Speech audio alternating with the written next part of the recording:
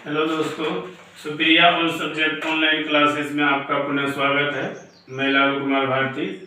आज आप लोगों को परीक्षा उपयोगी महत्वपूर्ण तथ्य या उसको सूत्र या थ्योरी भी कह सकते हैं बताने जा रहा हूं, जो कि एग्जाम के नज़रिए से देखिएगा ये काफ़ी इम्पोर्टेंट है।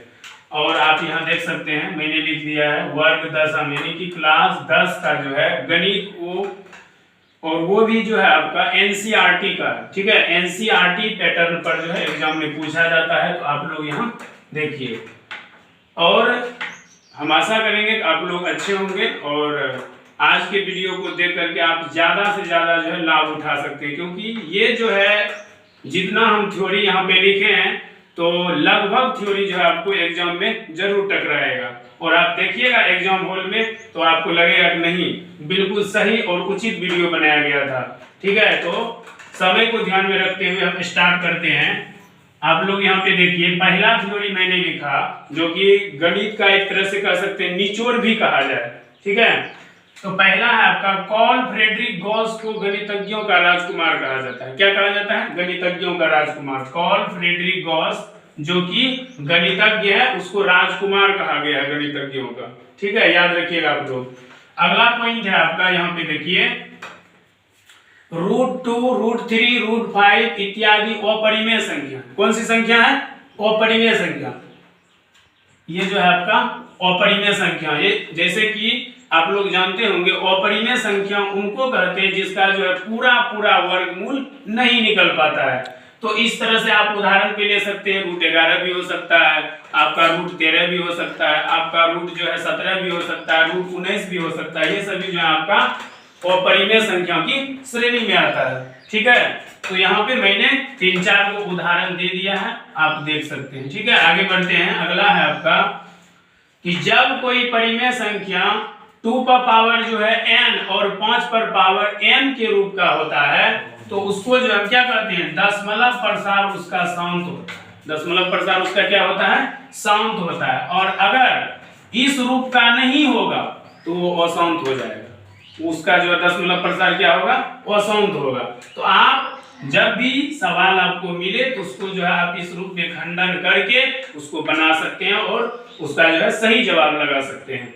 आगे बढ़ते हैं। अगला है आपका घात 1 के बहुपद को रैखिक बहुपद कहते हैं। घात 1 के बहुपद को क्या कहते हैं? रैखिक बहुपद कहते हैं, या उसको एक पदी बहुपद भी कहा जाता है। आप देखिए यहाँ पर, या आप देखिए ये रैखिक बहुपद है, यानी कि जिस पर जो है आप देख सकते हैं पावर जो है x पर 1 होना चाहिए, y पर भी 1 होना चाहिए।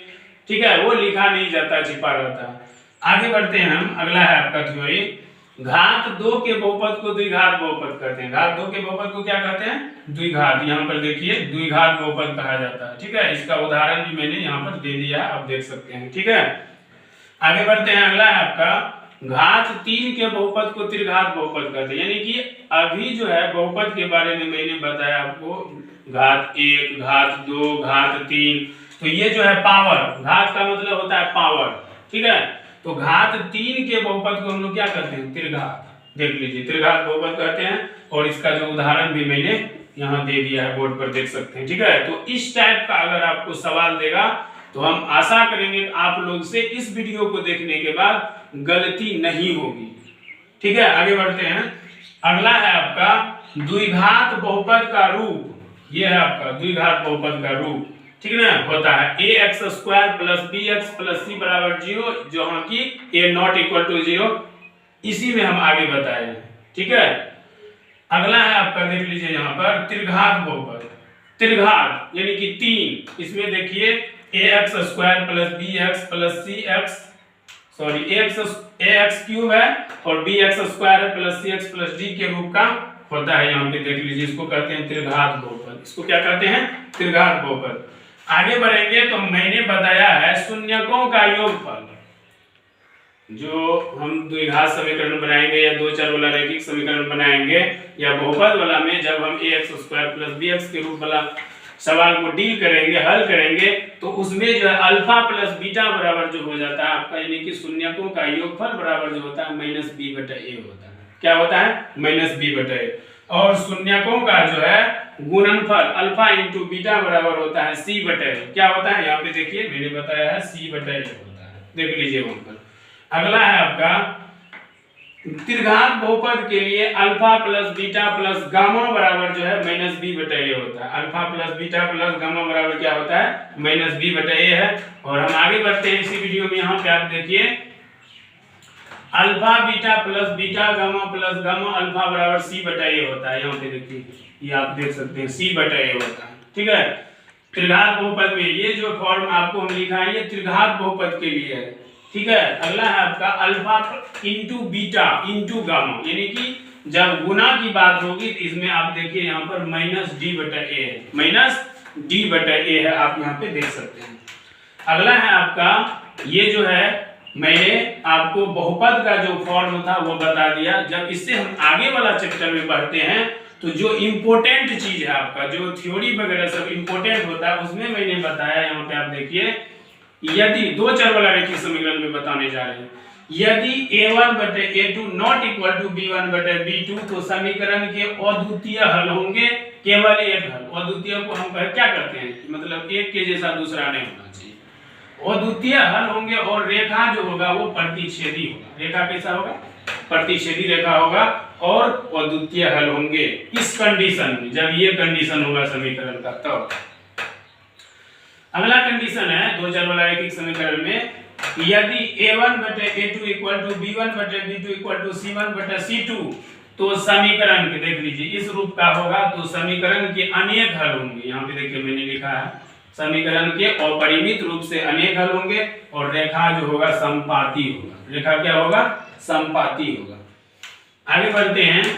अगला है आपका यदि a1 बटे a2 इक्वल टू b1 बटे b2 not equal to c1 बटे c2 तो समीकरण के जो है कोई हल नहीं होगा, यानी कि समीकरण के कोई हल नहीं होंगे और रेखा जो है समांतर हो जाएगा, यानी कि सीधा निकल जाएगा, ये समांतर रेखाएं हो जाएगी। इस बात को आप समझिएगा, ये काफी इंपॉर्टेंट है, इसलिए करके मैंने इसमें जो है थ्योरी को स्ट्रक्चर को बनावट के आधार पर बताना समझा है ताकि आप लोग को इससे ज्यादा से ज्यादा मैट्रिक परीक्षा जो आगे 2023 में होने वाली है उसमें अधिक से अधिक आप लाभ उठा सकते हैं। और छोटी छोटी बातों को अगर आप ध्यान में रखिएगा तो आपको अच्छा अंक प्राप्त होंगे, क्योंकि छोटी छोटी चीजों पर लोग ध्यान नहीं देते हैं, सिर्फ हिसाब सॉल्व करने में रहते हैं, मतलब उसको रट्टा मारने में रहते हैं। जो मुख्य थ्योरी होता है उस पर अगर वो ध्यान देंगे तो मैथमेटिक्स उसके लिए आसान हो जाएगा। आगे बढ़ते हैं। देखिए यहाँ पर अगला है कि ax square plus bx plus c बराबर 0 a नॉट इक्वल टू को द्विघात समीकरण का व्यापक रूप कहते हैं। ये भी पूछा जाता है कभी कभी, इसलिए इसको क्या कहते हैं, व्यापक रूप। अब द्विघाती सूत्र है, द्विघाती सूत्र होता है, इसमें आप देख सकते हैं minus B plus minus root D बटा 2 है, इसको जो है द्विघाती सूत्र कहते हैं। वेयर कहिए या जहां कहिए जहां d बराबर बी स्क्वायर माइनस 4ac होता है। और आपको हम बता दें कि d को जो है विभक्तर या विवेचक भी कहा जाता है, ठीक है। d जो है ये आपका जो कैपिटल D देख रहे हैं इसको विभक्तर या विवेचक भी कहा जाता है, याद रखिएगा। d को डिस्क्रिमिनेंट या विवेचक या विभक्तर कहा जाता है। अगला है लास्ट मैंने बताया है कि बराबर और वास्तविक मूल की स्थिति में मूल बराबर जो है सूत्र होता है माइनस बी बटा 2a और कॉमा माइनस बी बटा 2a होता है। जब बराबर रहेगा तो दो मूल जब समान होंगे तो उस पर जो हम बैठा करके उसका जो है सॉल्व कर सकते हैं, निकाल सकते हैं। तो आज आप लोग यहाँ पे देख लीजिए मैंने परीक्षा उपयोगी महत्वपूर्ण तत्व वर्ग 10वीं के लिए है, खास करके जो 10th के बच्चे हैं जो कि एग्जाम की तैयारी कर रहे हैं और 2023 में एग्जाम में बैठेंगे, उसके लिए ये काफी हेल्पफुल वीडियो है। और उसको हम यही कहेंगे कि आप ध्यान पूर्वक इस वीडियो को बार बार जो है पॉज करके देख सकते हैं और इससे लाभ उठा सकते हैं, ताकि आप जो है छोटे छोटे थ्योरी को ध्यान में रखिएगा। तो आपका जो ऑब्जेक्टिव प्रश्न में आता है अभी के दौर में जो बिहार बोर्ड का प्रोसेस है वो क्या है, वो प्रोसेस है कि 50-50, यानी कि 50 ऑब्जेक्टिव रहते हैं और 50 सब्जेक्टिव रहते हैं। इस लेकर के आपको जो है आगे हम ये जो आज मान लीजिए कि ये पार्ट यहाँ तक बताए तो इसको हम सोच रहे हैं पूरा करने का, ठीक है ना।